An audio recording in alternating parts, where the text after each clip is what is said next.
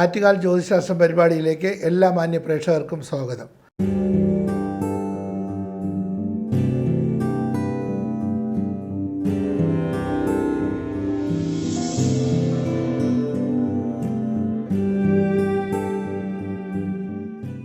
(2025) July മാസം 27 മുതൽ August 2 വരെയുള്ള വാരഫലമാണ് ഇപ്പോൾ ചിന്തിക്കുന്നത്. മേടരാശി. അശ്വതി, ഭരണി, കാർത്തിക നക്ഷത്രത്തിൻ്റെ ആദ്യത്തെ 15 താഴി ചേരുന്ന 2.25 നക്ഷത്രമാണ് മേടരാശി. മേടരാശിക്കാർക്ക് പൊതുവെ ഈ വാരം ഗൃഹവാഹനായി സൗഖ്യവും ഭാഗ്യപുഷ്ടിയും ഐശ്വര്യവും സഹോദരാദി ഗുണവും മനസ്സന്തോഷവും പ്രതീക്ഷിക്കാം. സാമ്പത്തിക നില മെച്ചമായിരിക്കും. സഹോദരാദി ഗുണം ഈ വാരത്തിൽ പ്രതീക്ഷിക്കാം. ദാമ്പത്യ സുഖം ഈ വാരത്തിലുണ്ടാവും. പിതാവിനോ പിതൃബന്ധുക്കൾക്കോ അരിഷ്ടതകളോ ബുദ്ധിമുട്ടുണ്ടെങ്കിൽ പൂർണ്ണമായിട്ട് മാറിക്കിട്ടും. കർമ്മസംബന്ധമായിട്ട് നേട്ടങ്ങളുണ്ടാവും. ആഗ്രഹ സാഫല്യം ഉണ്ടാവും. വിദേശ യാത്രയ്ക്ക് ആഗ്രഹിക്കുന്നവർക്കും ആഗ്രഹ സാഫല്യം ഉണ്ടാവും. പൊതുവെ വാരം നന്നായിരിക്കും.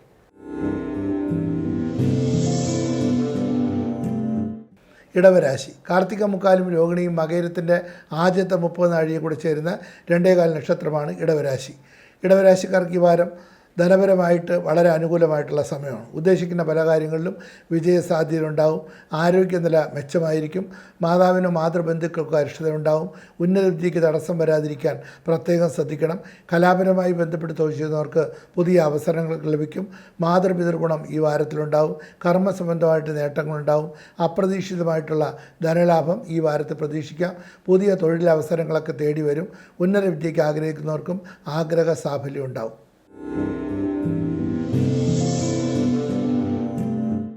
മിഥുനരാശി. മകയിരത്തിൻ്റെ അവസാനത്തെ 30 നാഴികയും തിരുവാതിരയും പുണർത്തിൻ്റെ മുക്കാലും കൂടി ചേരുന്ന 2.25 നക്ഷത്രമാണ് മിഥുനരാശി. മിഥുനരാശിക്കാർക്ക് ഈ വാരം കലാപരമായി ബന്ധപ്പെട്ട് തൊഴിൽ ചെയ്യുന്നവർക്ക് നന്നായിരിക്കും. സാമ്പത്തിക അഭിവൃദ്ധി ഉണ്ടാവും. സഹോദര സ്ഥാനീയരുമായിട്ട് അഭിപ്രായ വ്യത്യാസങ്ങളോ കലഹങ്ങളോ വരാതിരിക്കാൻ പ്രത്യേകം ശ്രദ്ധിക്കണം. ശത്രുക്കൾ വർദ്ധിക്കാൻ സാധ്യതയുണ്ട്. മാതൃഗുണവും മാതൃസമ്പത്ത് ലഭിക്കും. ദാമ്പത്യപരമായിട്ട് ചെറിയ ചെറിയ പ്രയാസങ്ങളോ അസ്വസ്ഥതകളോ വിഷമങ്ങളോ ഇടയ്ക്ക് അനുഭവപ്പെടാൻ സാധ്യത വളരെ കൂടുതലാണ്. ഉന്നത വിദ്യയ്ക്ക് ആഗ്രഹിക്കുന്നവർക്ക് ആഗ്രഹ സാഫല്യം ഉണ്ടാവും. പൊതുവെ വാരം നന്നായിരിക്കും.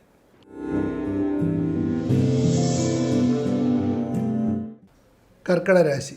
പുണർത്തിൻ്റെ അവസാനത്തെ 15 കഴിയും പൂയവും ആയില്യവും കൂടെ ചേരുന്ന 2.25 നക്ഷത്രമാണ് കർക്കിടരാശി. കർക്കിടരാശിക്കാർക്ക് ഈ വാരം ചെലവുകൾ വർദ്ധിക്കാൻ സാധ്യതയുണ്ട്. ഉന്നത വിദ്യയ്ക്ക് തടസ്സങ്ങൾ വരാതിരിക്കാൻ പ്രത്യേകം ശ്രദ്ധിക്കണം. ചെലവുകൾ വർദ്ധിക്കും. ആഗ്രഹ സാഫല്യം ഉണ്ടാവും. പിതാവിനോ പിതൃബന്ധുക്കൾക്കോ അല്പമാത്രയിൽ അരിഷ്ടതയൊക്കെ ഉണ്ടാകാൻ സാധ്യതയുണ്ട്. പൊതുവെ എല്ലാ കാര്യങ്ങളും സംസാരത്തിൽ നിയന്ത്രണം പാലിക്കാൻ പ്രത്യേകം ശ്രദ്ധിക്കണം. കുടുംബപരമായിട്ട് പ്രശ്നങ്ങളോ വഴക്കുകളോ കലഹങ്ങളോ വരാതിരിക്കാൻ പ്രത്യേകം ശ്രദ്ധിക്കുക. ഏറ്റവും പ്രധാനമായിട്ട് ശത്രുക്കൾ വർദ്ധിക്കാൻ സാധ്യതയുള്ളൊരു വാരമാണ്. ദോഷപരിഹാരമായിട്ട് ഭഗവതി ക്ഷേത്രത്തിൽ പോകുന്നതും പ്രാർത്ഥിക്കുന്നതൊക്കെ വളരെ നന്നായിരിക്കും. ബുദ്ധിമുട്ടും പ്രയാസങ്ങളൊക്കെ മാറിക്കിട്ടും. ആരോഗ്യകാര്യങ്ങളിലും വളരെ ശ്രദ്ധിക്കണം. ദോഷപരിഹാരമായിട്ട് വിഷ്ണുപ്രീതി വരുത്തുക. വിഷ്ണുവിൻ്റെ പാൽപ്പായസം കഴിപ്പിക്കുക. തുളസി പൂകൊണ്ട് അർച്ചന നടത്തുക. വിഷ്ണു സഹസ്രനാമം ജപിക്കുന്നതും വളരെ നന്നായിരിക്കും. ചിങ്ങരാശി. മകം പൂരം ഉത്തര നക്ഷത്രത്തിൻ്റെ ആദ്യത്തെ 15 ആഴ്ച ചേരുന്ന 2.25 നക്ഷത്രമാണ് ചിങ്ങരാശി.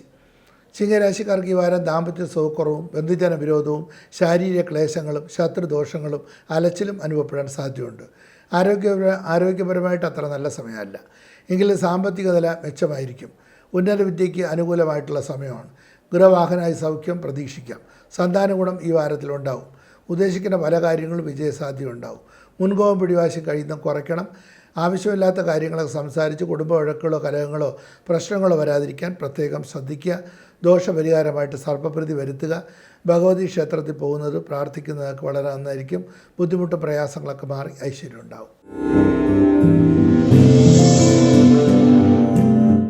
കന്നിരാശി. ഉത്രത്തിൻ്റെ മുക്കാലും അത്തവും ചിത്തിരയുടെ ആദ്യത്തെ 30 നാഴിയും കൂടെ ചേരുന്ന 2.25 നക്ഷത്രമാണ് കന്നിരാശി. കന്നിരാശിക്കാർക്ക് പൊതുവെ ഈ വാരം ദാമ്പത്യ സുഖവും മനസ്സന്തോഷവും ഭാഗ്യപുഷ്ടിയും ഐശ്വര്യവും പ്രതീക്ഷിക്കാം. കലാപരമായി ബന്ധപ്പെട്ട് തൊഴിൽ ചെയ്യുന്നവർക്ക് പുതിയ അവസരങ്ങളൊക്കെ ലഭിക്കും. കർമ്മസംബന്ധമായിട്ട് നേട്ടങ്ങളുണ്ടാവും. മാതൃപിതൃഗുണം ഈ വാരത്തിലുണ്ടാവും. സാമ്പത്തിക നില മെച്ചമായിരിക്കും. ഉദര സംബന്ധമായിട്ടുള്ള അസുഖങ്ങളും അല്പമാത്രയിൽ അലസതയൊക്കെ അനുഭവപ്പെടാൻ സാധ്യതയുണ്ട്. പുതിയ തൊഴിലവസരങ്ങൾക്ക് അനുകൂല സമയമല്ല. തൊഴിൽ മാറ്റത്തിനും പുതിയ തൊഴിലിലേക്ക് പ്രവേശിക്കുന്നതിനും നല്ല സമയമല്ല. നൂതന ഗൃഹലാഭത്തിൻ്റെ സാധ്യത വളരെ കൂടുതലാണ്. പുതിയ വീട് വാങ്ങിക്കുക, വാഹനം വാങ്ങിക്കുക, അതിനൊക്കെ വളരെ അനുകൂലമായിട്ടുള്ള സമയമാണ്. എങ്കിലും ദാമ്പത്യപരമായിട്ട് കണ്ടകശനി ഉള്ളതുകൊണ്ട് അപകീർത്തിയും ദാമ്പത്യകലവും വരാതിരിക്കാൻ പ്രത്യേകം ശ്രദ്ധിക്കണം. ദോഷപരിഹാരമായിട്ട് ശനിപ്രതി വരുത്തുക, നീല വസ്ത്രം കൂടുതലായിട്ട് ഉപയോഗിക്കുക, ശാസ്താക്ഷേത്രത്തിൽ പോകുന്നതൊക്കെ വളരെ നന്നായിരിക്കും. ബുദ്ധിമുട്ടും പ്രയാസങ്ങളൊക്കെ മാറിക്കിട്ടും.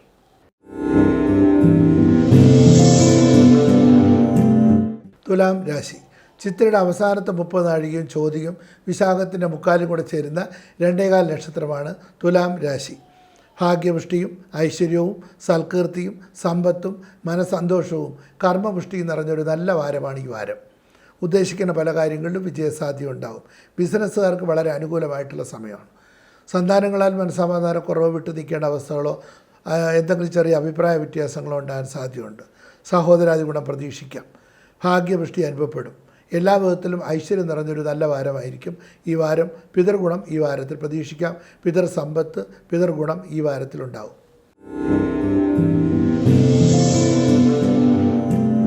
വൃശ്ചിക രാശി. വിശാഖത്തിൻ്റെ അവസാനത്തെ 15 നാഴികയും അനിഴവും തൃക്കേട്ടയും കൂടെ ചേരുന്ന 2.25 നക്ഷത്രമാണ് വൃശ്ചിക രാശി. വൃശ്ചിക രാശിക്കാർക്ക് പൊതുവെ ആരോഗ്യപരമായിട്ട് കുറച്ചൊക്കെ പ്രയാസങ്ങൾ വിഷമങ്ങൾ വരും. കർമ്മസംബന്ധമായിട്ട് ശത്രുക്കൾ വർദ്ധിക്കും.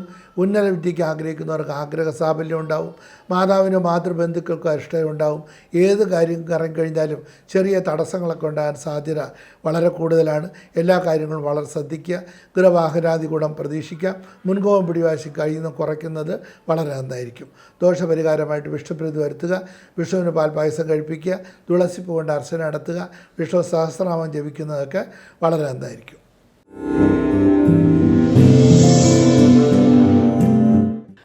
ധനുരാശി. മൂലം പൂരാടം ഉത്രാടത്തിൻ്റെ ആദ്യത്തെ 15 ആഴ്ച ചേരുന്ന 2.25 നക്ഷത്രമാണ് ധനുരാശി. ധനുരാശിക്കാർക്ക് പൊതുവെ ഈ വാരം നന്നായിരിക്കും. സാമ്പത്തിക അഭിവൃദ്ധിയും മനസ്സന്തോഷവും ഐശ്വര്യവും ദാമ്പത്യ സുഖവും പ്രതീക്ഷിക്കാം. അലർജി സംബന്ധമായിട്ടുള്ള അസുഖത്തിന് സാധ്യത കൂടുതലായതുകൊണ്ട് പ്രത്യേകം ശ്രദ്ധിക്കണം. പിതാവിനോ പിതൃബന്ധുക്കൾക്കോ അരിഷ്ടതയുണ്ടാവും. മാതൃസുഖക്കുറവ് അനുഭവപ്പെടും. സഹോദരാദി സുഖക്കുറവും വിട്ടു നിൽക്കേണ്ട അവസ്ഥകളൊക്കെ ഉണ്ടാവും. ദാമ്പത്യ സുഖം ഈ വാരത്തിലുണ്ടാവും. വിവാഹാദി മംഗളകർമ്മങ്ങളിൽ പങ്കെടുക്കാനോ വിവാഹം നടക്കാനോ സാധ്യത വളരെ കൂടുതലാണ്. വിവാഹ സംബന്ധമായിട്ടുള്ള കാര്യങ്ങൾക്ക് അനുകൂലമായിട്ടുള്ള തീരുമാനങ്ങളൊക്കെ ഉണ്ടാവും. വിവാഹം നടന്നില്ലെങ്കിലും വിവാഹ സംബന്ധമായിട്ടുള്ള കാര്യങ്ങൾക്ക് ഉറപ്പ് വരാൻ സാധ്യത വളരെ കൂടുതലാണ്. അല്ലെങ്കിൽ എന്തെങ്കിലും പുതിയ പുതിയ കാര്യങ്ങൾക്ക് പുരോഗമനം ഉണ്ടാകാൻ സാധ്യതയുണ്ട്. പ്രതീക്ഷിക്കുന്ന കാര്യങ്ങളൊക്കെ വിജയിക്കാൻ സാധ്യത ഉണ്ടാവും. പ്രതീക്ഷിക്കുന്ന കാര്യങ്ങളിലെല്ലാം വിജയ സാധ്യത ഉണ്ടാവും. പൊതുവെ ഈ വാരം നന്നായിരിക്കും.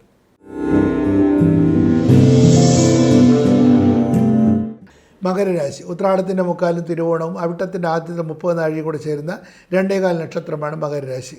മകരരാശിക്കാർക്ക് ഈ വാരം പിതാവോ പിതൃബന്ധുക്കളുമായിട്ട് അഭിപ്രായ വ്യത്യാസം ഉണ്ടാവും.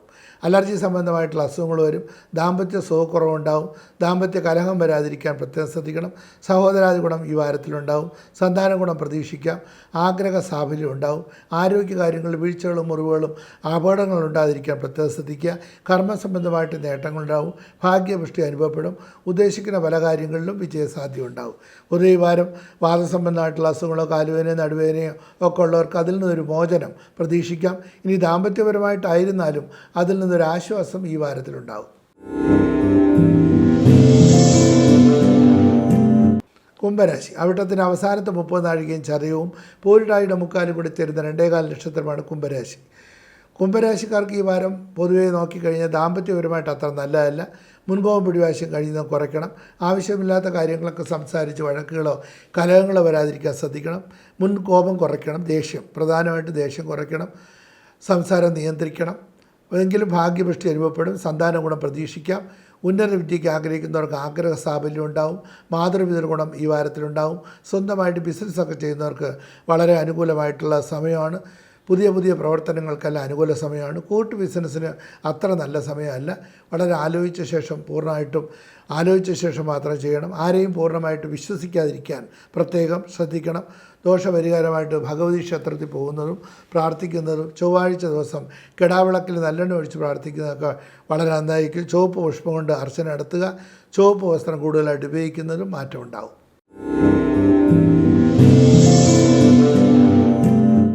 മീനൻ രാശി. പൂരിട്ടാട് അവസാനത്തെ 15 നാഴികയും ഉത്രട്ടാതി രേവതിയും കൂടെ ചേരുന്ന 2.25 നക്ഷത്രമാണ് മീനൻ രാശി.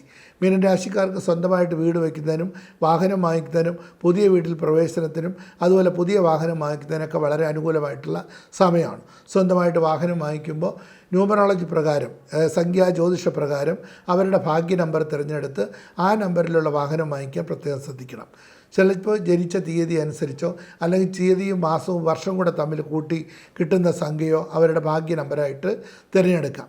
അങ്ങനെ ഭാഗ്യ നമ്പറായിട്ട് എടുക്കുന്ന സംഖ്യ വാഹനത്തിലൊക്കെ എടുക്കുന്നത് വളരെ നന്നായിരിക്കും.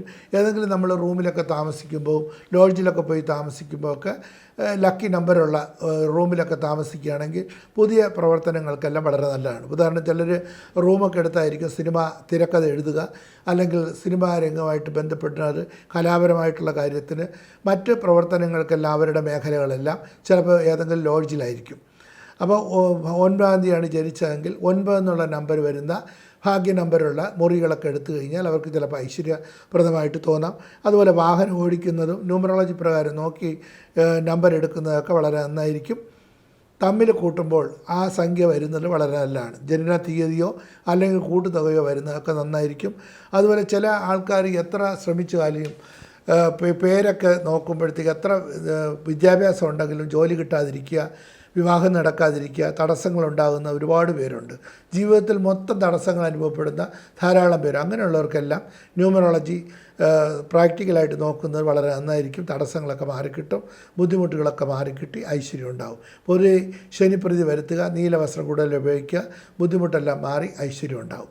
ഈ ആഴ്ചത്തെ വാരഫലം ഇവിടെ അവസാനിക്കുന്നു. വീണ്ടും അടുത്ത ആഴ്ച കാണാം. കത്തുകൾ അയക്കേണ്ട വിലാസം: doctor Attukal Radhakrishnan, Rama Jyothishalayam, Manacaud PO, Thiruvananthapuram 9. Phone number, mobile നമ്പരും വാട്സപ്പ് നമ്പരും ഒന്നാണ്: 9447471711. ജാതകം എഴുതുന്നതിനും മറ്റെന്തെങ്കിലും ജ്യോതിഷ സംബന്ധമായിട്ടുള്ള പരിഹാരങ്ങൾക്കും ജ്യോതിഷ സംബന്ധമായ ആവശ്യങ്ങൾക്കും ഓൺലൈനായിട്ട് മറുപടി ലഭിക്കാൻ 9447471711 ഈ നമ്പറിൽ വാട്സപ്പ് ചെയ്യുക. വീണ്ടും അടുത്ത ആഴ്ച കാണാം.